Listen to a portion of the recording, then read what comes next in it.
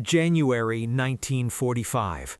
The morning mist clings to the bamboo groves surrounding a small POW camp in the Philippines. Frosted sunlight filters through the leaves, casting thin streaks of gold across rows of wooden barracks. Inside, the camp is waking. Footsteps shuffle across dirt paths. A distant crowing of roosters is punctuated by the low murmur of voices. Japanese women, captured months earlier, moving silently, uncertain. Their eyes sweep the camp, wary. Soldiers in khaki uniforms patrol the grounds, rifles slung but relaxed. No yelling, no whipping, no immediate threat. Yet every gesture is measured, every order calm. This is foreign to them. In the stories whispered back home, captured Japanese never experienced kindness from the enemy. Here, cups of steaming rice are handed carefully. Blankets are folded and distributed. Medical tents are staffed with nurses who speak gently, offering treatment with a precision that seems almost human. For these women, steeped in decades of expectation about honor, shame, and survival, the reality is shocking. The enemy, Americans, treats them not as subordinates or trophies, but as equals. And in that quiet morning, everything they believed about the war begins to fracture.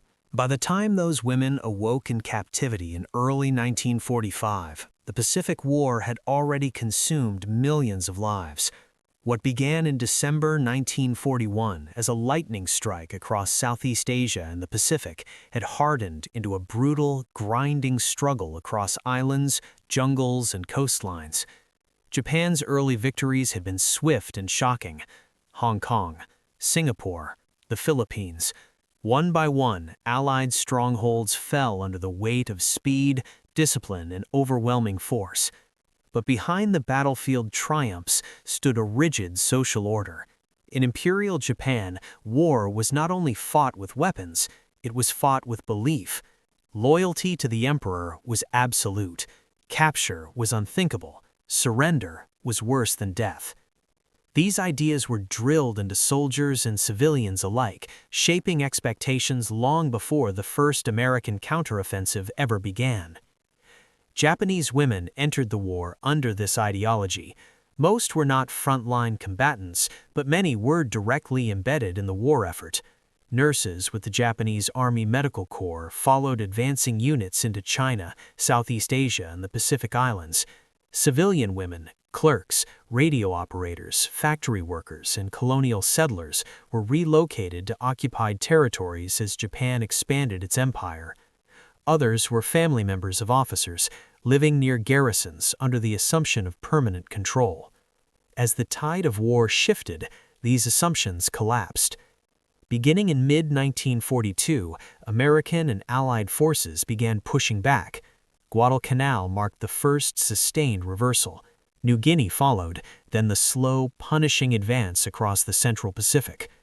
With each island reclaimed, Japanese units were cut off, supply lines collapsed, garrisons were bypassed or destroyed, and increasingly, women, once shielded by occupation, found themselves trapped inside shrinking pockets of resistance.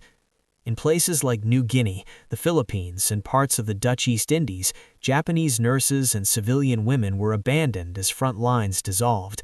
Some remained in field hospitals when evacuation became impossible. Others were left behind in towns hastily evacuated by retreating troops. A few attempted to flee into the jungle. Many did not survive. For those who did, capture by American forces came suddenly. American patrols advancing through jungle trails or ruined towns sometimes encountered groups that did not fit the profile of enemy soldiers. Women, often malnourished, ill, or injured, emerged cautiously, some carrying Red Cross arm pants, others clutching documents or medical supplies.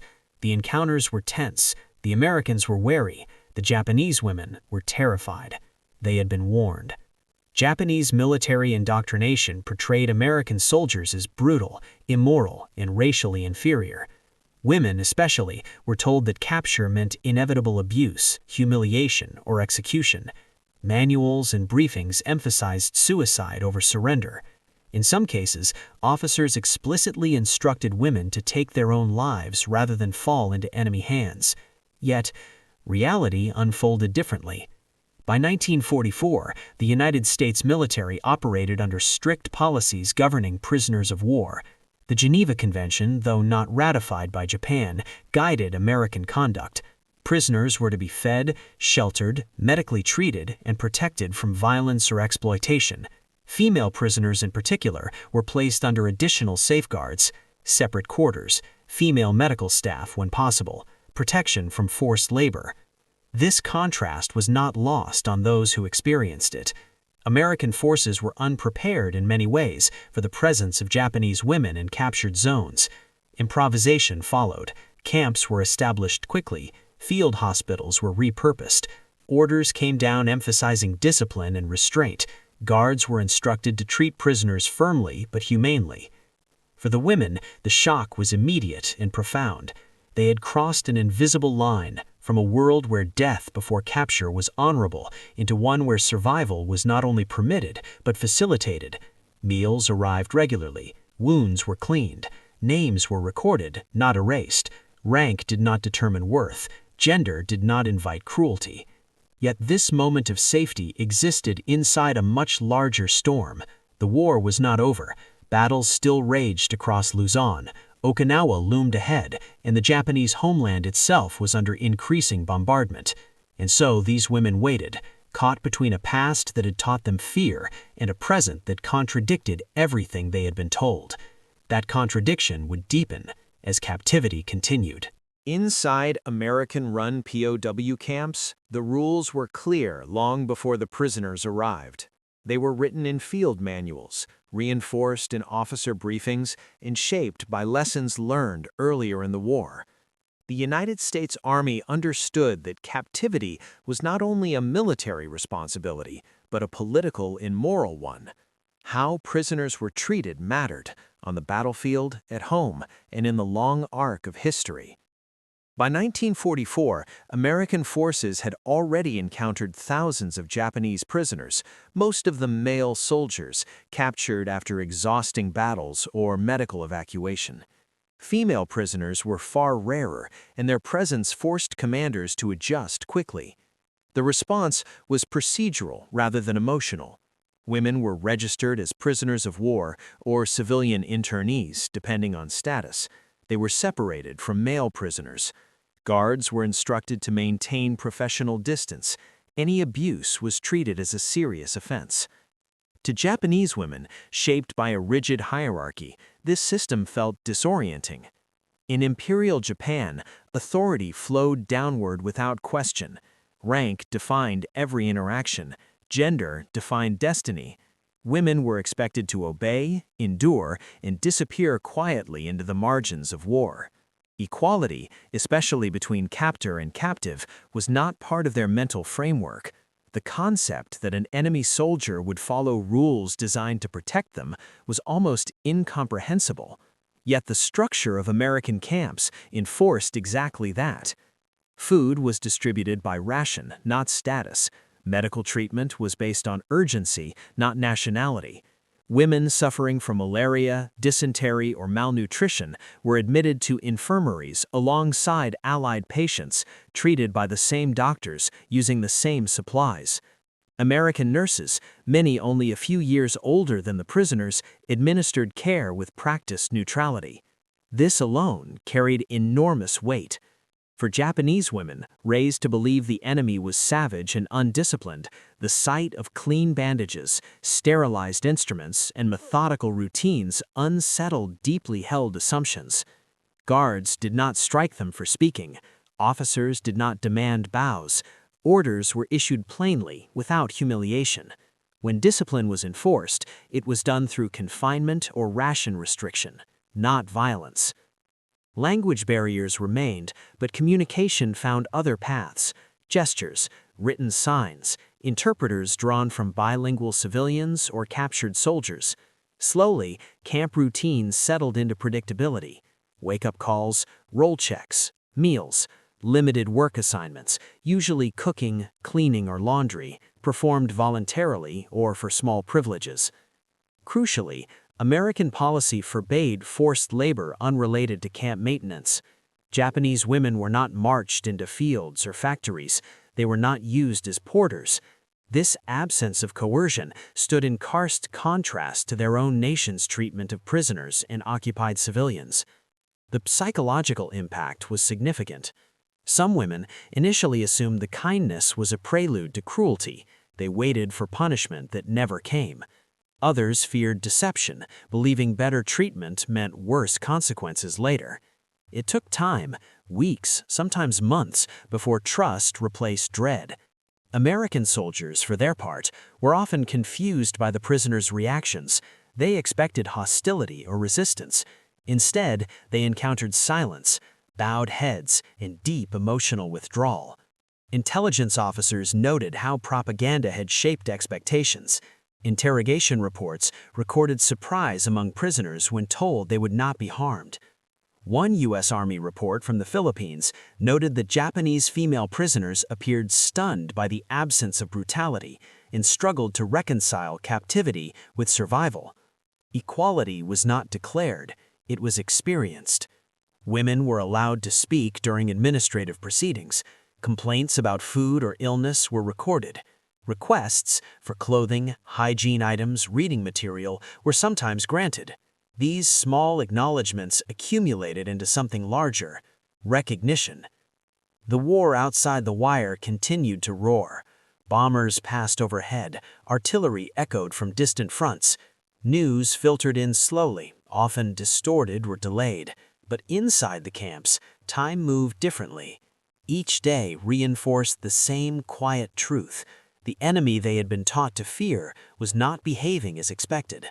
And as captivity stretched on, the initial shock gave way to something more complex, a reassessment of identity, belief, and the meaning of honor itself. For the women themselves, captivity unfolded first as an emotional ordeal, not a political one. Fear arrived before understanding. Many had witnessed death during retreats, patients abandoned in jungle hospitals, civilians caught in bombardments, comrades lost to starvation or disease. Capture felt like the final humiliation, the moment they had been trained to avoid at all costs. Yet survival demanded adaptation. In the early weeks, many Japanese women spoke little. They avoided eye contact. Some refused food, believing acceptance marked surrender, not only of freedom, but of identity. Camp medical officers noted cases of extreme withdrawal, patients who would not respond even to treatment. Over time, however, routine softened the edges of terror. Hunger overcame pride. Illness required assistance. When no punishment followed, the walls began to lower. Equality revealed itself in unexpected ways. Names were asked for, not replaced by numbers. Age mattered more than status when assigning beds. Older women were given lighter tasks. Younger ones were encouraged to rest when sick. The absence of ritualized humiliation, no forced bowing, no verbal abuse, created a space where dignity, long thought incompatible with captivity, slowly reemerged. Some women later recalled the moment they realized they were being treated like people, not enemies. It was not dramatic. It came during a medical exam, a shared meal, a nurse adjusting a blanket without being asked. These small gestures carried enormous emotional weight. From a military perspective, American treatment of Japanese prisoners was not driven by sentiment. It was deliberate strategy. Commanders understood that humane treatment encouraged surrender, weakened enemy morale, and produced more reliable intelligence. In the Pacific, where Japanese resistance was famously relentless, every surrender saved lives on both sides. Female prisoners presented a unique situation. They held limited tactical intelligence, but their treatment was closely observed by nearby Japanese units and civilians. Word traveled. In occupied villages and jungle hideouts, stories spread of prisoners who lived, of women who were not harmed, of camps where survival was possible. This knowledge mattered. American intelligence units tracked shifts in enemy behavior following reports of humane treatment. In some regions, surrender rates increased marginally. More importantly, suicidal resistance, especially among non-combatants, declined. The presence of female prisoners, visibly alive and cared for, challenged the myth of inevitable abuse. Camp discipline reinforced this strategy. Guards who violated POW regulations faced court-martial. Officers were evaluated on compliance. The message was clear. Restraint was not weakness, it was doctrine. Perhaps the deepest conflict unfolded inside the prisoners' minds. Japanese wartime culture equated equality with disorder. Hierarchy was stability. Obedience was virtue. To be treated as an equal by the enemy was not comforting, it was destabilizing. Many women struggled with guilt. Survival itself felt like betrayal. Letters they imagined writing, though rarely aloud, were filled with apology rather than relief. Some feared returning home more than remaining in captivity. What would survival mean in a society that honored death?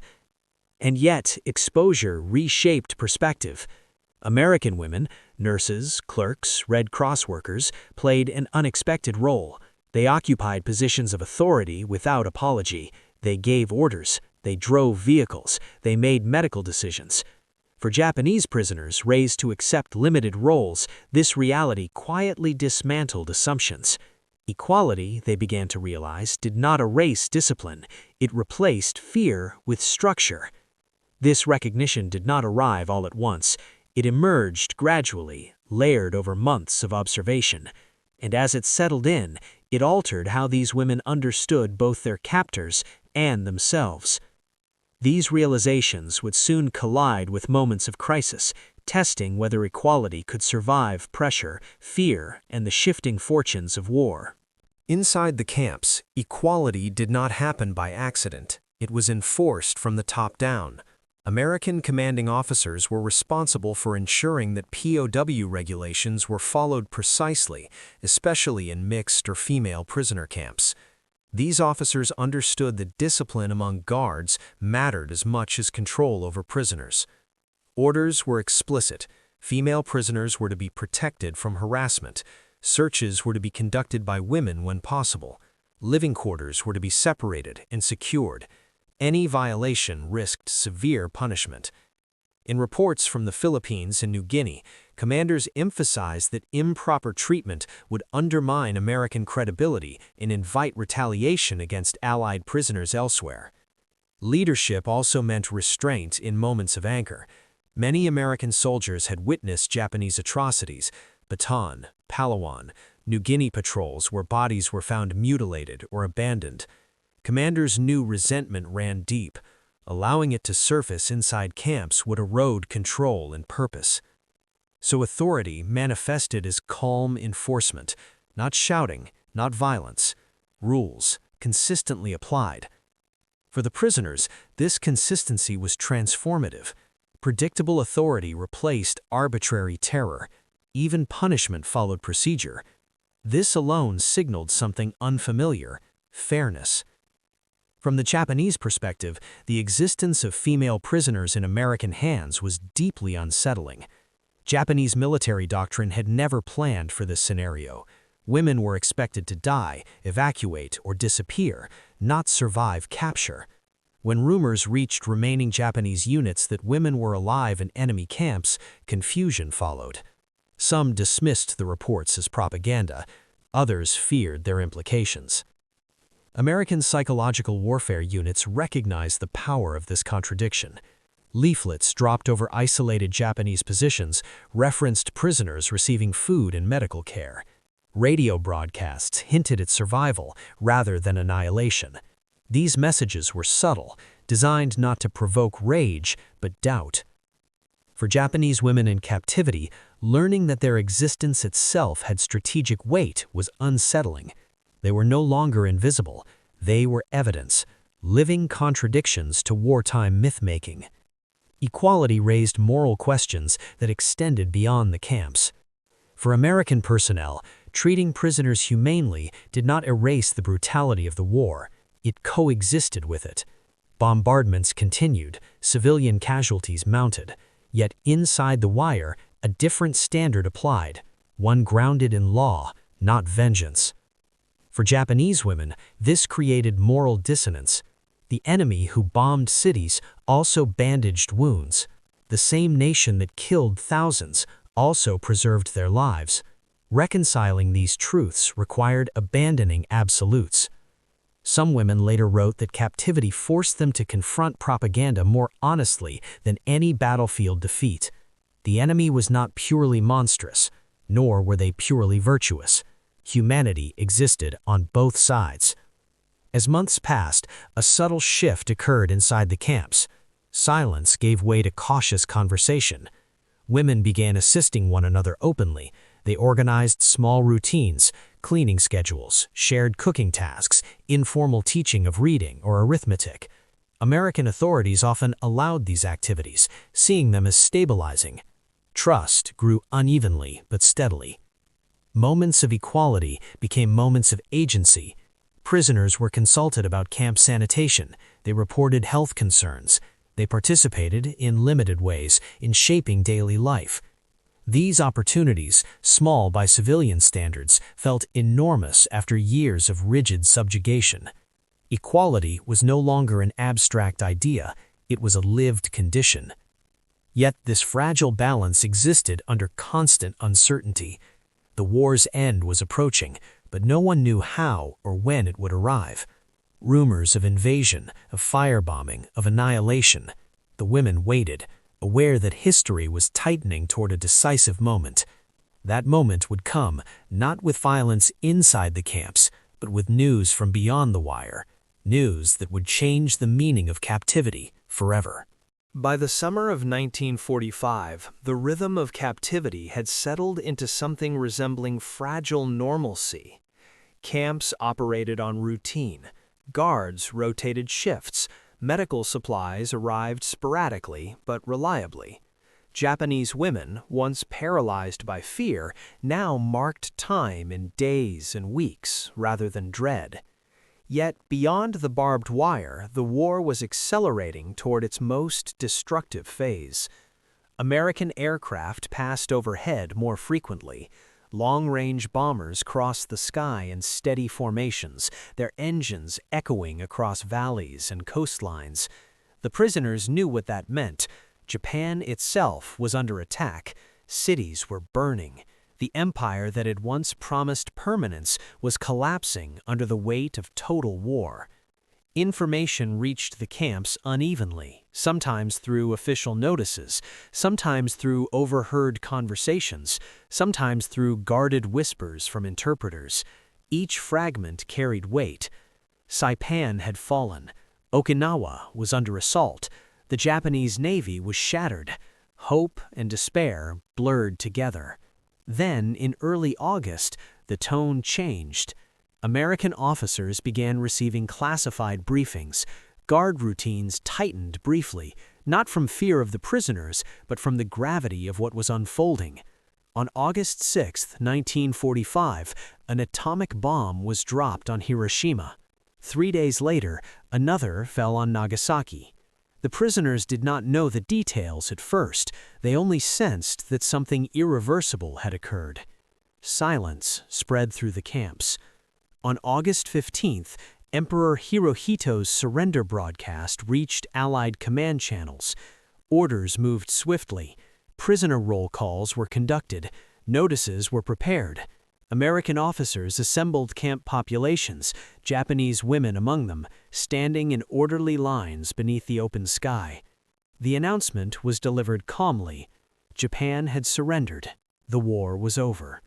For many of the women, the words did not register immediately. Surrender contradicted everything they had been taught. The emperor's voice, once sacred, had admitted defeat. The ideology that demanded death before capture had collapsed in a single statement. And suddenly, captivity changed meaning. They were no longer prisoners of a nation still fighting. They were survivors of a defeated empire. The shame they had carried, the belief that they should not exist, was now unsupported by reality. American treatment shifted subtly but decisively. Guards relaxed their posture. Camp administrators focused on repatriation planning. Medical evaluations increased, aimed at determining who could travel. Women were informed they would return home, not as criminals but as civilians. Equality reached its clearest expression here. Japanese women were briefed openly about timelines. They were allowed to ask questions. Their health and preferences were considered. Some were assigned translators to assist with paperwork. Others were offered counseling through Red Cross intermediaries. The process was bureaucratic, not punitive. For many, this was the moment belief finally shattered. The enemy did not gloat. There were no celebrations inside the camp, no humiliation. Victory was expressed through order, not dominance. American officers emphasized safety, stability, and dignity. They followed procedure. That restraint left a deeper mark than any show of force could have. In memoirs written years later, some women described the surrender period as the first time they felt truly equal, not because they were free, but because they were acknowledged. Their survival was no longer a mistake. It was a fact, managed with care. Yet this turning point also carried pain. Returning home meant facing a devastated country, cities reduced to ash, families missing or dead, a society struggling to reconcile loss, guilt, and defeat. Survival would require a different kind of courage. As preparations for repatriation began, the camps filled with quiet reflection. What had captivity revealed? What had equality cost? And what would it mean beyond the wire, in a homeland forever changed? Those questions would sharpen in the final days of confinement as the last boundaries, physical and psychological, began to dissolve. In the weeks following Japan's surrender, the camps entered a strange in-between state. The war was over, but its consequences had not yet arrived. Barbed wire still stood, guard towers remained occupied, yet the atmosphere had changed completely. What had once been a place of uncertainty became a site of transition. American administrators moved quickly. Lists were drawn. Medical examinations intensified. Malnourished prisoners were given additional rations to prepare them for travel. Uniforms were issued, not military ones, but clean civilian clothing when possible. For many Japanese women, it was the first new garment they had worn in years. The symbolism mattered. Equality now appeared not only in treatment, but in acknowledgement of individuality. Names were pronounced carefully. Personal histories were recorded. Nurses asked about families, hometowns, health conditions. Women were consulted about travel readiness. Some were too ill to move immediately and were kept under care until they could safely leave. Final interactions between prisoners and American personnel were often quiet. There were no grand speeches, no formal apologies or reconciliations. Instead, there were gestures. A nurse pressing a small packet of supplies into a woman's hands. A guard explaining procedures slowly, ensuring understanding. A commander offering a restrained nod rather than a salute. These moments lingered. For Japanese women raised to believe authority expressed itself through domination, the absence of triumph was striking. Victory did not require their humiliation. Defeat did not erase their dignity. The war had ended without the violence they had been taught to expect. Repatriation routes varied. Some women were sent to processing centers in the Philippines. Others moved through Okinawa or directly to mainland Japan. Ships carried them across waters that had once been battle zones. On deck, many stood silently, watching coastlines emerge, familiar yet unrecognizable. Arrival brought mixed reactions. Some were reunited with surviving family members. Others returned to ruins. Hiroshima and Nagasaki were not isolated tragedies. Destruction was widespread. Food was scarce. Infrastructure shattered. Survivors carried invisible wounds. The women returned not as heroes, but not as traitors either. Post-war Japan struggled to define their place. Shame lingered, but so did quiet resilience. Many said little about captivity at first. The experience was too contradictory to explain easily. Over time, however, recollections surfaced. In interviews conducted decades later, some women spoke of American captivity with unexpected clarity. They did not deny the suffering of war, they did not absolve bombing or loss, but they remembered being treated as human beings at a moment when they had been taught they deserved erasure. That recognition reshaped memory. Historians reviewing POW records found consistent patterns. Female prisoners held by American forces experienced higher survival rates, better medical outcomes, and significantly lower instances of abuse compared to expectations set by Japanese doctrine. Reports emphasized discipline, procedure, and adherence to international standards. Equality did not mean kindness at every moment. Camps were still prisons, freedom was restricted, home was distant, but within those limits, humanity persisted. The turning point, then, was not a single announcement or action. It was cumulative, a series of choices made under pressure, choices that demonstrated how power could be exercised without cruelty. As the last transports departed and camps were dismantled, the physical evidence of captivity disappeared. What remained were memories carried across oceans, memories that would challenge old beliefs long after uniforms were folded away. Those memories would influence how survivors understood war itself, shaping reflections that reached far beyond any camp or battlefield. When the camps finally emptied, they left little behind. Barracks were dismantled, guard posts abandoned, records boxed and shipped to archives. What had once been places of fear and uncertainty dissolved into logistics and paperwork. Yet the consequences of captivity did not end with repatriation. They unfolded slowly, across years and across lives.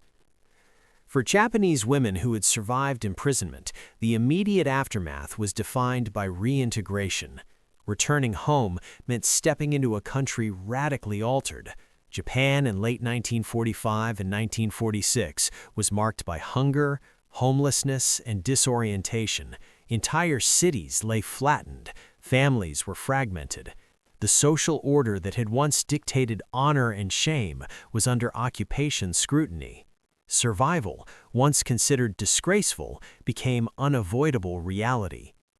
Many women struggled to speak about their time in American camps. Silence was common. Some feared judgment, others felt their experiences did not fit existing narratives of sacrifice or martyrdom.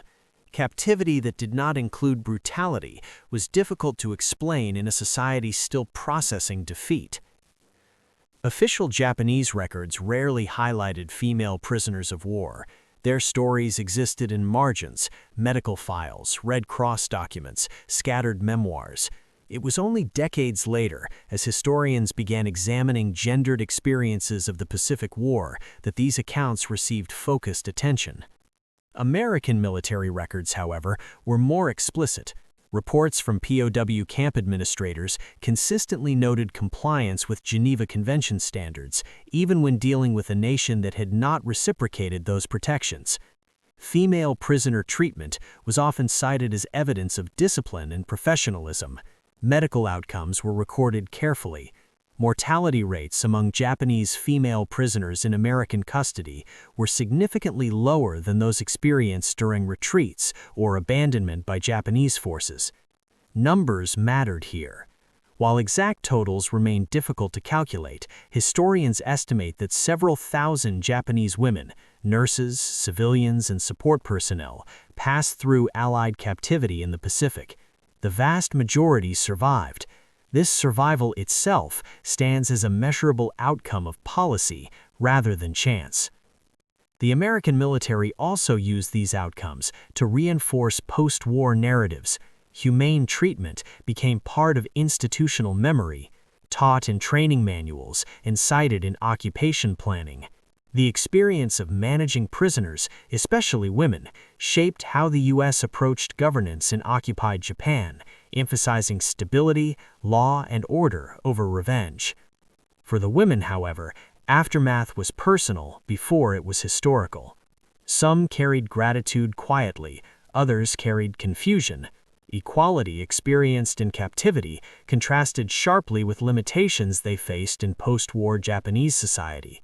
The realization that authority could exist without cruelty left lingering questions about leadership, gender roles, and obedience. A few women later participated in reconciliation efforts, speaking publicly about their experiences. They did not frame Americans as saviors, they framed them as professionals, people who followed rules when hatred might have been easier. This distinction mattered. In a war defined by extremes, restraint became a legacy. As years passed, memories of camps blurred into broader recollections of survival. Yet those moments of unexpected equality, medical care, respectful treatment, procedural fairness, remained vivid. They stood out precisely because they contradicted everything the women had been taught to expect. The aftermath, then, was not just about rebuilding nations, it was about rebuilding belief systems. And as historians began connecting these individual stories to larger patterns of warfare and ethics, the significance of those camps extended beyond the Pacific War itself. That broader impact, how these experiences influenced military doctrine, historical understanding, and human memory, would become clearer with time. As the decades passed, the experiences of Japanese women held in American captivity began to surface more clearly in historical records. What had once been private memory became shared testimony. Scholars, journalists, and oral historians uncovered accounts that complicated familiar narratives of the Pacific War. These women did not describe captivity as benevolent. They described it as controlled, structured, predictable. In a war defined by chaos, that predictability mattered. It shaped how survivors remembered not only the enemy, but the war itself. Psychologically, the impact was enduring. Many women spoke of a delayed reckoning. Immediately after the war, survival demanded focus on food, family, and shelter. Reflection came later, sometimes decades later, when distance allowed memory to sharpen rather than overwhelm. When reflection arrived, it often centered on contradiction. They had been taught that surrender erased honor, yet captivity preserved life. They had been warned that equality was weakness, yet equality created stability. These realizations did not erase loyalty to their homeland, but they reframed it. War, they concluded, was not a single moral truth. It was a system built by choices. American military institutions absorbed lessons as well. The treatment of prisoners during World War II became a reference point in later conflicts. Training emphasized restraint under pressure. Commanders cited Pacific War POW management as proof that discipline could be maintained even against an enemy known for brutality. Female prisoners, in particular, influenced evolving doctrine. Their presence exposed gaps in preparation and prompted clearer regulations regarding gender, safety, and medical care in detention environments. These policies would later shape approaches during the Korean War and beyond. Culturally, the stories challenged monolithic portrayals of the enemy on both sides. In Japan, narratives of absolute victimhood or absolute guilt left little room for complexity. The experiences of women who survived captivity introduced nuance. They demonstrated that humanity could exist even within systems of violence, that enemies were capable of restraint, that survival did not always require moral compromise. In the United States, these accounts reinforced a self-image rooted in rule of law rather than conquest. Yet historians caution against idealization. Humane treatment was not universal. It depended on leadership, resources, and adherence to standards. Where those failed, abuse occurred. The difference lay in accountability. Equality, as experienced by these women, was not ideological. It was procedural. It existed because systems demanded it. This distinction offers a sobering lesson. War does not eliminate choice, it narrows it. Within those narrow spaces, decisions still shape outcomes, sometimes profoundly. By the late 20th century, the voices of these women had found places in archives, documentaries, and academic studies. Their stories did not dominate the history of the Pacific War, but they endured within it. Quiet reminders that even in total war, restraint leaves a measurable trace. The aftermath, then, was not confined to 1945. It stretched across generations, influencing how war was taught, remembered, and judged. And as these individual experiences settled into collective memory, they raised a final question, one less about nations or victory, and more about what warfare reveals when it does not abandon humanity entirely. That question lingers, waiting at the edge of reflection. War is often remembered through its extremes, the violence, the destruction, the moments when humanity seems to vanish entirely. Yet history is also shaped by what does not happen, by restraint where cruelty is possible, by choice where hatred is expected. The experience of Japanese women held in American captivity during World War II sits in that narrow space. They entered the war carrying absolute beliefs that surrender erased honor, that enemies were incapable of mercy, that equality was incompatible with survival. Captivity challenged every one of those assumptions, not through speeches or ideology, but through routine, through rules, through the quiet consistency of being treated as human beings. This does not soften the war itself. The Pacific conflict remained one of the most brutal in history. Cities burned, civilians suffered, trauma endured on every side. But within that darkness, these camps revealed something often overlooked. Warfare does not eliminate moral agency, it compresses it. The Americans who enforced discipline inside those camps did not end the war. They did not undo its damage, but they demonstrated that power could be exercised without humiliation and victory without dehumanization. For the women who survived, that distinction mattered deeply. It followed them home, it reshaped memory, it complicated inherited truths. Their stories remind us that equality is not always announced.